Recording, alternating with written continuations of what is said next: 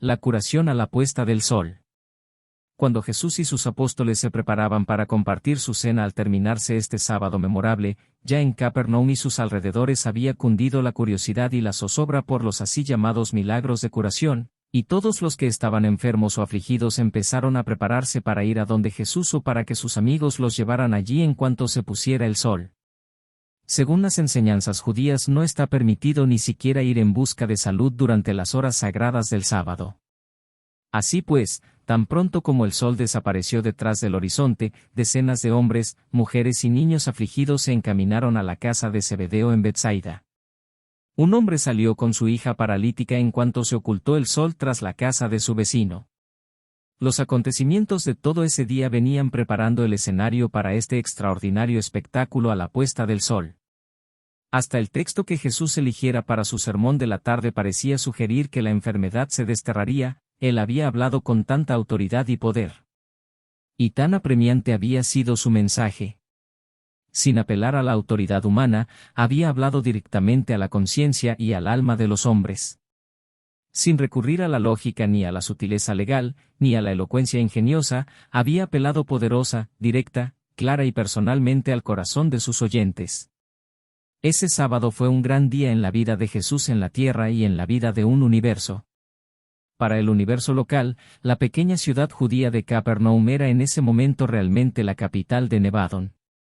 El puñado de judíos que se encontraban en la sinagoga de Capernaum no eran los únicos en escuchar las palabras estremecedoras con que Jesús concluyó su sermón: el odio es la sombra del temor, la venganza, la máscara de la cobardía. Tampoco podían los oyentes olvidar sus palabras benditas, que declaraban: el hombre es hijo de Dios, no es hijo del diablo.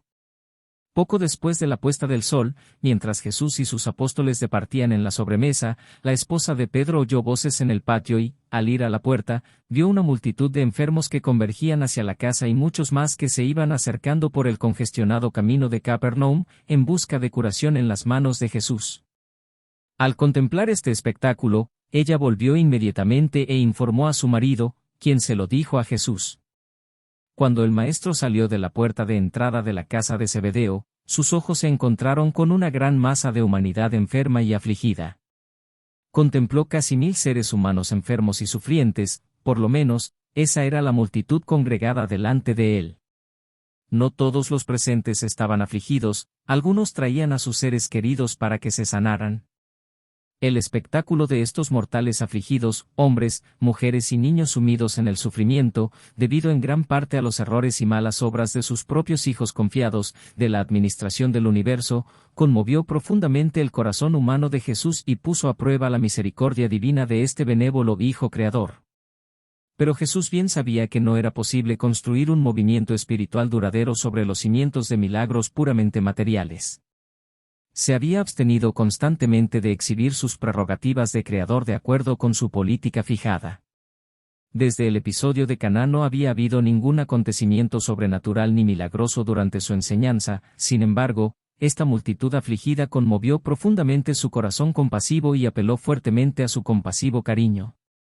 Una voz en el frente del patio exclamó: «Maestro, di la palabra, devuélvenos la salud, cúranos de nuestras enfermedades y salva nuestras almas». Ni bien fueron pronunciadas estas palabras, cuando un vasto séquito de serafines, controladores físicos, portadores de vida y seres intermedios, siempre presente junto a este creador encarnado de un universo, se preparó para actuar con poder creativo en el caso de que diera una señal su soberano. Fue este uno de esos momentos de la carrera terrestre de Jesús en los que la sabiduría divina y la compasión humana se entrelazaron de tal modo en el juicio del Hijo del Hombre, que éste buscó refugio en apelar a la voluntad de su Padre. Cuando Pedro imploró al Maestro que escuchara el llanto de desamparo de la multitud, Jesús, bajando la mirada sobre esa masa de aflicción, contestó: «He venido al mundo para revelar al Padre y establecer su reino. Para este propósito he vivido mi vida hasta este momento. Si, por lo tanto, fuera voluntad de aquel que me envió y no estuviera en desacuerdo con mi dedicación a la proclamación del Evangelio del reino del cielo, desearía ver a mis hijos sanados, y...». Pero las palabras siguientes de Jesús se perdieron en el tumulto. Jesús había pasado la responsabilidad de esta decisión de curación al fallo de su Padre. Evidentemente la voluntad del Padre no puso objeción alguna, porque ni bien pronunció el Maestro estas palabras, el séquito de personalidades celestiales que servía bajo el mando del ajustador de pensamiento personalizado de Jesús entró en poderosa actividad. El vasto séquito descendió en el medio de esta multitud abigarrada de mortales afligidos, y en un instante de tiempo 683 hombres, mujeres y niños fueron sanados, perfectamente curados de todas sus enfermedades físicas y de otros trastornos materiales. Un espectáculo semejante no se había visto en la tierra nunca antes de este día, ni tampoco después. Y para todos nosotros que estuvimos presentes, el contemplar esta oleada creadora de curaciones fue en verdad un espectáculo estremecedor. Pero entre todos los seres sorprendidos por esta explosión repentina e inesperada de curaciones sobrenaturales, Jesús era el que más sorprendido estaba. En un momento, cuando su interés y compasión humanos convergían en el espectáculo de sufrimiento y aflicción desplegado ante sus ojos, descuidó en su mente humana las advertencias admonitorias de su ajustador personalizado sobre la imposibilidad de limitar el elemento temporal de las prerrogativas creadoras de un hijo creador bajo ciertas condiciones y en ciertas circunstancias. Jesús deseaba ver sanados a estos mortales sufrientes, siempre y cuando ello no violara la voluntad de su Padre.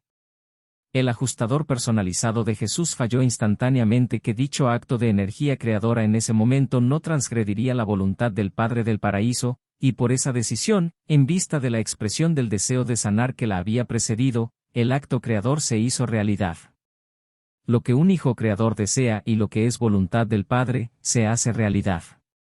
Durante el resto de la vida de Jesús en la tierra no volvió a darse ningún otro episodio de curaciones físicas en masa. Como era de esperarse, la fama de estas curaciones en Betsaida de Capernaum a la puesta del sol se difundió a lo largo y a lo ancho de Galilea, de Judea y más allá. Nuevamente se despertó el temor de Herodes, que envió observadores a que le informaran sobre la obra y las enseñanzas de Jesús y averiguaran si era el ex carpintero de Nazaret o Juan el Bautista resucitado de entre los muertos. Desde ese momento en adelante y hasta el fin de su carrera terrestre, Jesús fue considerado, sobre todo debido a esta demostración no deliberada de curaciones físicas, tanto médico como predicador. Aunque sí continuó enseñando, su obra personal consistió mayormente en ministrar a los enfermos y a los angustiados, mientras que sus apóstoles hacían el trabajo de predicación pública y bautizaban a los creyentes. Pero la mayoría de los que recibieron esta curación física sobrenatural o creadora en esta demostración de energía divina después de la puesta del sol, no tuvieron un beneficio espiritual permanente de esta extraordinaria manifestación de misericordia. Unos pocos fueron incitados a la virtud por este ministerio físico, pero el reino espiritual no progresó en el corazón de los hombres debido a esta extraordinaria erupción de curación creadora instantánea. Los portentos curativos que de cuando en cuando se hicieron presentes durante la misión de Jesús sobre la tierra, no formaban parte de su plan de proclamación del reino.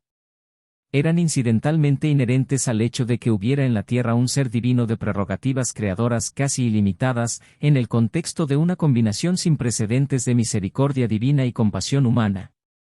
Pero estos así llamados milagros dieron a Jesús muchos problemas, porque producían una publicidad que fomentaba prejuicios y se permitían mucha notoriedad no deseada.